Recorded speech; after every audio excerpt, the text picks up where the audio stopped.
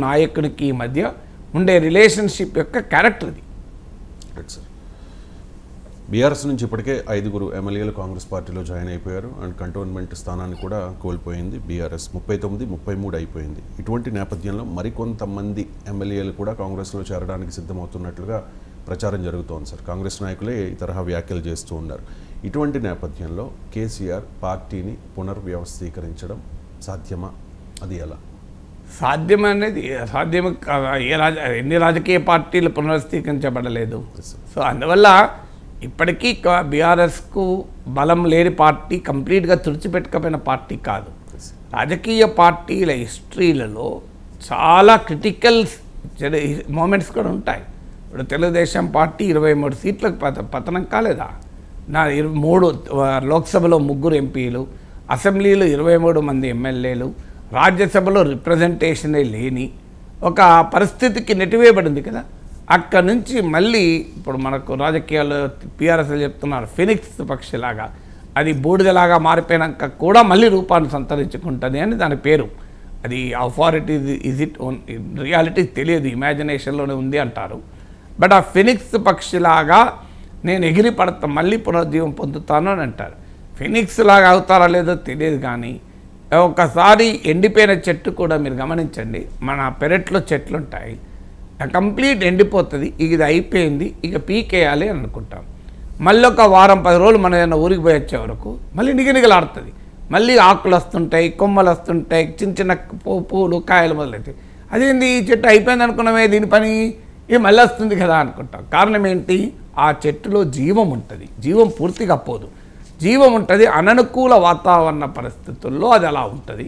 ఒక్కసారి మళ్ళీ ఇంత వాటర్ మంచి వాతావరణం మారిందనుకోండి, వర్షాలు పడ్డాయనుకోండి, అది మళ్ళీ పునర్జీవం పొందుతుంది. అందువల్ల జీవము లేని పార్టీ అయితే తప్ప చచ్చిపోదు. జీవమున్న ఏ పార్టీ అయినా ఎంత ఎండిపోయిన తర్వాత కూడా అది మళ్ళీ పునర్జీవం పొంది మళ్ళీ వృక్షం అయ్యటానికి ఎప్పుడూ అవకాశం ఉంటుంది. అందువల్ల ఇప్పుడున్న సిచ్యువేషన్లో బీఆర్ఎస్ జీవమే లేని పార్టీగా పోయిందని అనుకుంటే పొరపాటు. అందువల్ల డెఫినెట్గా ఆపర్చునిటీ ఉంటుంది. అయితే అప్పుడు రైట్ టైంలో ఆ ఆపర్చునిటీస్ని ఉపయోగించుకోగలగాలి.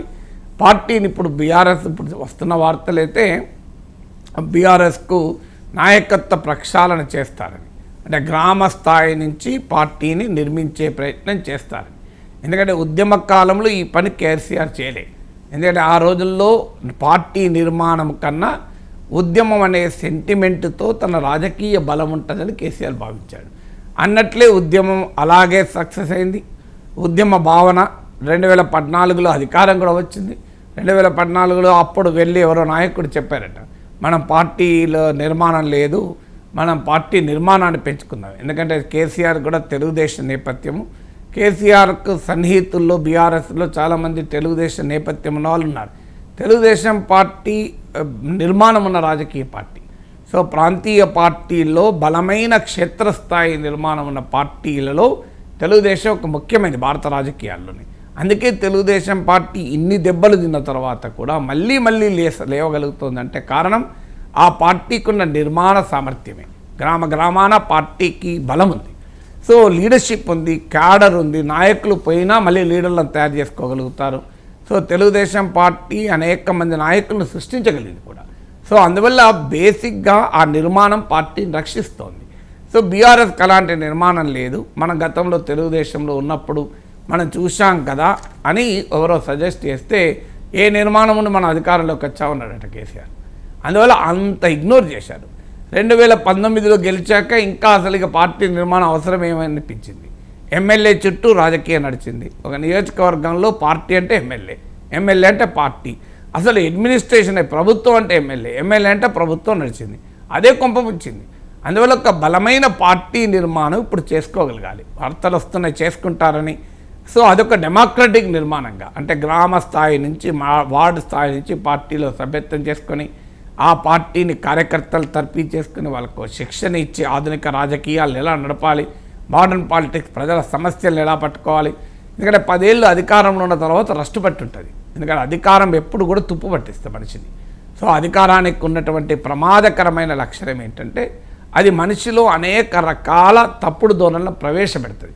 అందువల్ల అధికారంలో ఉన్న ఏ పార్టీ అయినా, వ్యక్తి అయినా, నాయకుడైనా, ఒక కార్పొరేట్ సంస్థలో సీఈఓగా ఉన్న వ్యక్తి అయినా, ఎనీ లీడర్షిప్, నీకు అధికారం నీ చేతిలో ఉంది అంటే it has a tendency to infuse several wrong trends. అందువల్ల నిరంతరం ఆత్మపరిశీలన చేసుకోగలాలి. అది చేసుకోవడం నాయకత్వానికి చాలా కష్టం. అందువల్ల ఒక బలమైనటువంటి కార్యకర్తల్ని క్షేత్రస్థాయి నుంచి రాజకీయాల పట్ల ఆసక్తి ఉన్న వారిని ఐడెంటిఫై చేయగలగాలి. మరి ఆ రకంగా చేస్తారా, మళ్ళీ తాము నియమించుకుంటారా? గ్రామాల్లో ఇంకా పలానా నాయకుడిని కేసీఆర్ చెప్పిండు, పలానా మండలంలో కేసీఆర్ చెప్పినోడే నాయకుడు అంటే బీఆర్ఎస్ బాగుపడదు.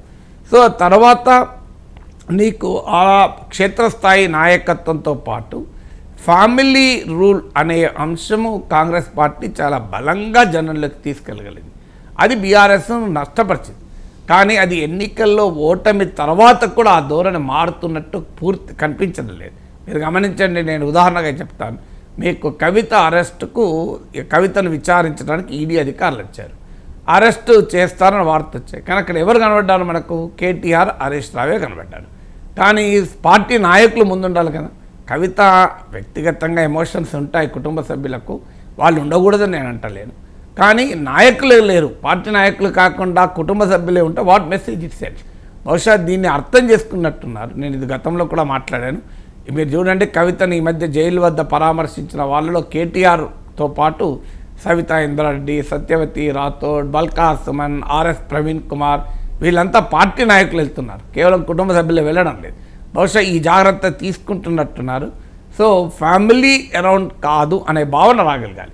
మరి ఆ రకంగా బీఆర్ఎస్ వర్కింగ్ ప్రెసిడెంట్లను నియమిస్తారా? వార్తలు వస్తున్న ఒక ఎస్సీని, ఒక బీసీని పార్టీ వర్కింగ్ ప్రెసిడెంట్గా నియమిస్తామని. ఆ వర్కింగ్ ప్రెసిడెంట్ ఉత్సవ విగ్రహాలు అయితే లాభం లేదు. కొంతమంది మనం పెట్టినప్పుడు ఉత్సవ విగ్రహాలు కనబడుతుంది. మల్లికార్జున ఖర్గే పార్టీ అధ్యక్షుడు అయినప్పుడు ఆయన ఉత్సవ విగ్రహం అనుకున్నారు. కానీ కాంగ్రెస్ పార్టీ అనుభవం మల్లికార్జున ఖర్గేని పెట్టడం చాలా ఉపయోగపడిందని. అంటే పాలిటిక్స్లో రవిశంకర్ రెడ్డి ఏంటంటే, కార్పొరేట్ సంస్థలు కూడా రెండు రకాల యాజమాన్యాలు ఉంటాయి. ఒక రకమైన యాజమాన్యం ఏంటంటే, యజమాని పిల్లలే కంపెనీ నడుపుతారు. సో యజమాని పిల్లలు సమర్థవంతంగా నడపచ్చు, నడపలేకపోవచ్చు. కొన్ని కార్పొరేట్ సంస్థలు ఎలా ఉంటాయంటే, యజమాని పిల్లలు రారు, ప్రొఫెషనల్స్ నడుపుతారు.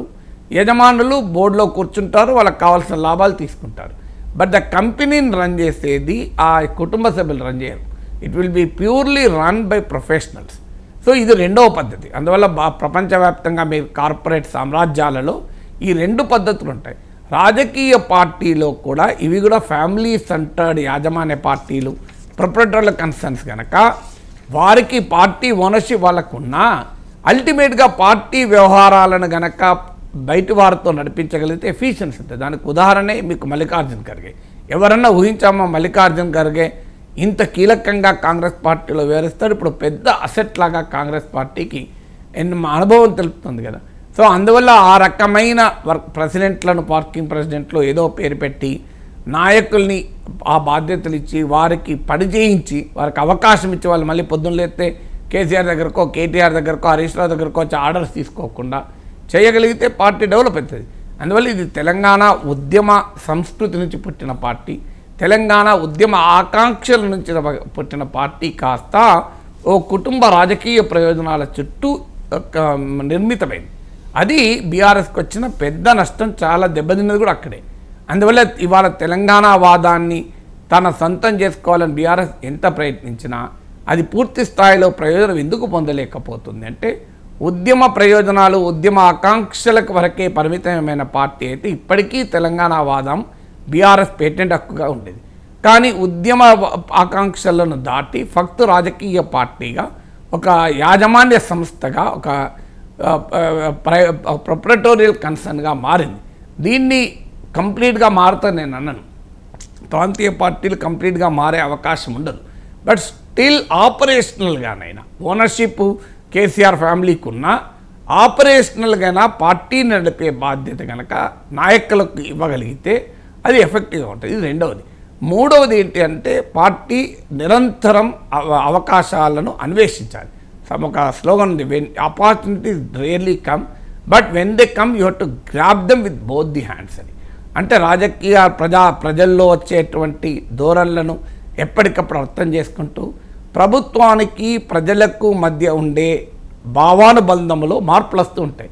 అది అసంతృప్తి ఉండొచ్చు, అసంతృప్తి ఉండొచ్చు, అసహనం ఉండొచ్చు. వీటిని అనుగుణంగా స్పందించగలగాలి. ఒక ఇష్యూ వచ్చిందంటే వెంటనే దానికి రియాక్ట్ కావగలగాలి. సో ఆ రకంగా కనుక రియాక్ట్ అవుతూ నిరంతరం ప్రజల సమస్యలు ఛాంపియన్ చేస్తూ ప్రభుత్వ విధానాల పట్ల అసంతృప్తి చెందుతున్న వారిని సమీకరించుకోగలిగితే బీఆర్ఎస్కు ఇది మూడవ సమస్య. అందువల్ల ఈ 3 అంశాలలో కనుక సమర్థవంతంగా చేయగలిగితే డెఫినెట్గా ఏ రాజకీయ పార్టీకైనా ఫ్యూచర్ ఉంటుంది. ఇక